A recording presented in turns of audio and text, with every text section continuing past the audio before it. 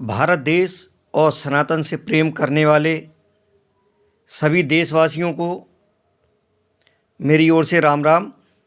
और उनसे चंद सवाल भी हैं। और जो देश के प्रति और सनातन के प्रति लगाव रखते हैं और लगाव होने के बाद भी अगर सम्माननीय पूजनीय श्री धीरेंद्र कृष्ण शास्त्री जो हमारे जैसे लोगों के लिए तो एक हमारे बच्चे के समान हैं।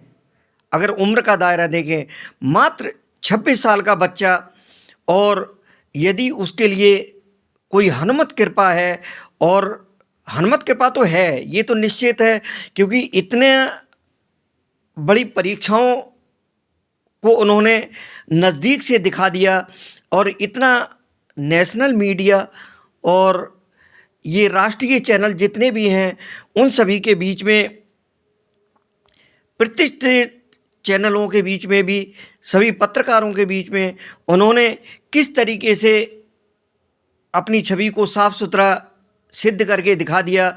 उसके बाद भी अभी कुछ पाखंडियों की जुबान नहीं रुक रही है। पता नहीं क्या क्या ऊट पटांग बोलते हैं। ठीक है, जो धर्म परिवर्तन कराने वाले लोग हैं, अगर वो कोई ऑब्जेक्शन करते हैं तो थोड़ा सा चलो हजम होता है, क्योंकि इन्होंने धर्म परिवर्तन कराने में रोक लगाई है। और भी जितना प्रयास हो सक रहा है ये सनातन धर्म के लिए आगे बढ़ रहे हैं। और बाकी जो चोंच चलाने वाले हैं, अपना मुंह चलाने वाले हैं, उनको थोड़ा सा शर्म करना चाहिए। अरे डूब मरो, तुमने कौन से कितने निर्धन कन्याओं के शादी कराए, विवाह कराए, या धीरेंद्र कृष्ण शास्त्री कौन सा लूटपाट कर रहे हैं, कहाँ उन्होंने वो अपने चरित्र से गिरे हुए हैं, देश के कौन से लोगों को उन्होंने कंगाल कर दिया, किससे उन्होंने भीख मांग के पैसा लिया, या किसके घर में उन्होंने डाका डाला। उन्होंने बचपन में कभी भीख भी मांगी है, भिक्षा भी मांगी है, और भिक्षा मांग करके गुजारा किया है उन्होंने।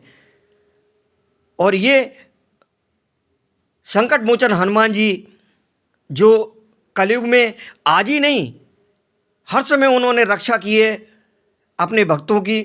और गोस्वामी तुलसीदास जी को देखिए, गोस्वामी तुलसीदास जी इसी कलयुग में थे, और कलयुग में जिस समय उन्होंने मानस रचना की, श्री रामचरितमानस की रचना की थी, उस समय हनुमान जी ने साक्षात उनके सामने प्रकट होकर के और उनका पूरा सहयोग किया। और उस रामचरितमानस की जितने समय में रचना हुई है, उस दौरान हनुमान जी पता नहीं कितनी बार उनके सामने प्रकट हुए थे। तो ये हनुमान जी की कृपा के अनेकों उदाहरण देखने को मिल जाएंगे। और जो पापी पाखंडी हैं उनको तो एहसास नहीं हो सकता, लेकिन जो थोड़ा सा भी धर्म मार्ग पर चलने वाला है, शायद मेरे ख्याल में बहुत आसानी से हनुमान जी की कृपा का आभास तो कर सकता है। हालांकि वो बिरले ही होते हैं जिनको हनुमान जी दर्शन देते हैं और इतना बड़ा कृपा पात्र समझते हैं। तो श्री धीरेंद्र कृष्ण शास्त्री जी हमारे एक बच्चे के समान हैं उम्र में, लेकिन हम उनको श्री करके बोलेंगे। हमारे लिए बहुत सम्माननीय हैं, पूजनीय हैं, क्योंकि वो प्रभु के बहुत बड़े कृपा पात्र हैं। पाखंडियों, सुधर जाओ, अपने लिए पाप का भागी मत बनाओ। ठीक है, जो सनातन धर्म से हट कर के हैं वो अगर उन पर कोई आरोप लगा रहे हैं, कोई बात नहीं, लेकिन आप लोग ईश्वर से डरो, भगवान से डरो।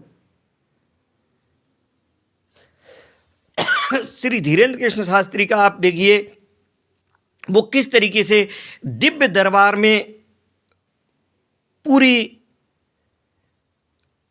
अपने चाहने वालों के प्रति, मानवता के प्रति अपना इतना बड़ा समर्पण करते हैं, इतना बड़ा पूरा तन और मन से लग करके भगवान हनुमान जी का, प्रभु हनुमान जी का स्मरण करके, प्रभु सीताराम जी का स्मरण करके किस तरीके से वो कष्टों का निवारण करने की भी कोशिश करते हैं। और उस दिव्य दरबार में उनकी जो दिव्यता है, लेकिन वो उस दिव्यता को अपनी दिव्यता कभी नहीं मानते। वो सब कुछ पूरा उस बालाजी बागेश्वर धाम सरकार श्री हनुमान जी महाराज को ही सब कुछ श्रेय पूरा उन्हीं को देते हैं। और वाकई उनकी उन पर अपार कृपा है। अगर उन पर अपार कृपा है तो अरे मूर्खों, निर्लज्जो, समझो कि वो हमारे लिए भी पूजनीय हैं, हम सभी के लिए पूजनीय हैं। क्योंकि जो प्रभु के कृपा पात्र होते हैं, क्योंकि कृपा पात्र बनने के लिए बहुत कुछ त्याग करना पड़ता है, और वो त्याग करना हमारे और आपके बस का नहीं है। तो हम कम से कम उनका उपकार तो मान सकते हैं कि वो प्रभु के श्रेष्ठ कृपा पात्रों में से एक हैं। आप क्यों नहीं सोचते कि 26 साल की उम्र में लोग अपने शिक्षण काल को पूरा नहीं कर पाते हैं, और 26 साल की उम्र में वो सिर्फ रोजगार या शिक्षण काल में चल रहे होते हैं, रोजगार की तलाश में होते हैं, या फिर अपना उनका शिक्षण काल चल रहा होता है, वो पढ़ाई का दौर चल रहा होता है। उनकी वो उम्र है, और उस उम्र में उन्होंने ऐसी तपस्याएं की हैं, ऐसा प्रभु का स्मरण किया है, ऐसे परिवार में जन्म लिया है जहां उनको प्रभु का कृपा पात्र बनने का सौभाग्य प्राप्त हुआ है।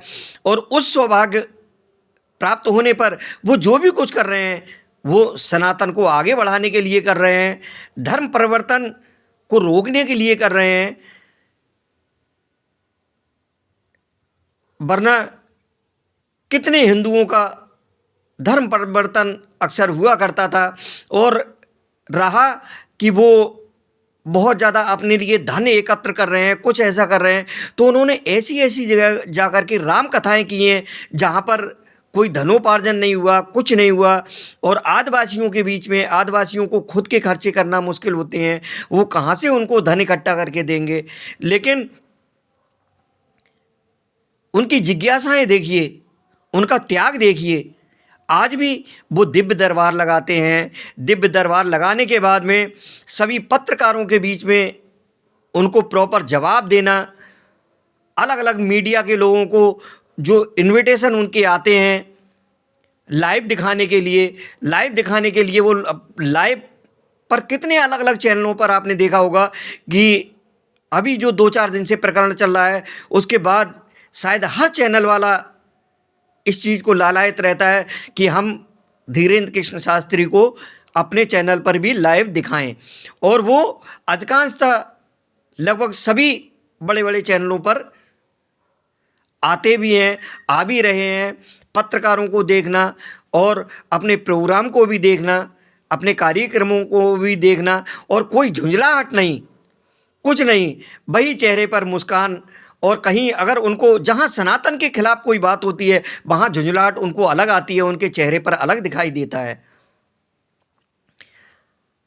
तो जो भी सनातनी भाई हैं, हमारे भारत देश से प्रेम करने वाले हैं, सनातन से प्रेम करने वाले हैं, प्रभु श्री सीताराम जी से प्रेम करने वाले हैं, लोगों के बहकावे में आकर और अपनी अज्ञानतावश एक बार उन पर उंगली उठाने से पहले उनके त्याग को, उनकी तपस्या को थोड़ा सा याद करो, समझो वो क्या हैं। मैं समझता हूँ कि वो 26 साल के हैं। अगर कोई 26 की जगह 76 साल का भी है, उस 76 साल वाले को भी उनका सम्मान करना चाहिए और उन्हें पूजनीय मानना चाहिए, क्योंकि वो बहुत बड़े कृपा पात्र हैं प्रभु के। जो प्रभु के कृपा पात्र होते हैं उनको कभी मत त्यागो, उनसे हमेशा लगाव बना करके रखो, तभी आपका बेड़ा पार होगा, नहीं तो बेड़ा गर्क हो जाएगा। संभाल सकते हो तो अपने आप को संभाल लो, अपनी सोच को संभालो, अपने विचारों को संभालो। जय श्री सीताराम, जय संकट मोचन हनुमान, जय श्री बागेश्वर धाम, जय सन्यासी बाबा, जय श्री धीरेन्द्र कृष्ण शास्त्री जी की जय। जय श्री सीताराम।